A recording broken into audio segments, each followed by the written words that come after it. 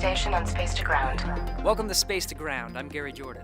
This week, a vehicle filled with tons of trash and a few satellites said farewell after 52 days aboard the station. The Northrop Grumman Cygnus was released early Sunday morning, filled with over 6,600 pounds of trash.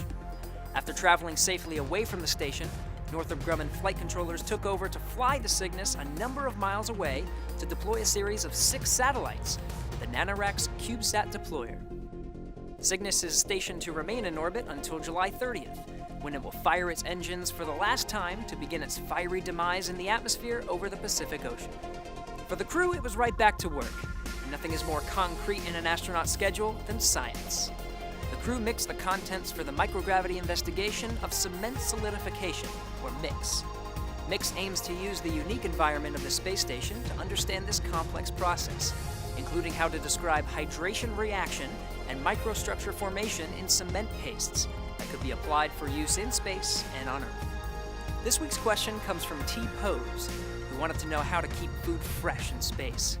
There are a few methods they use on the International Space Station, and they keep food fresh for quite some time. Space station food usually comes in 2 ways.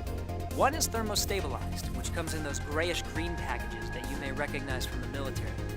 These can be eaten right out of the package, or warmed up for a nice hot meal.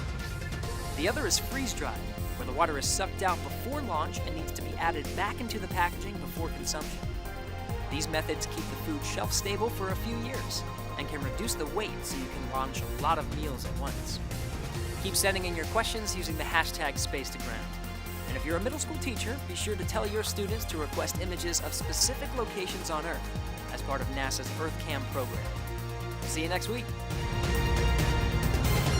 Off the Earth, for the Earth. Space to ground.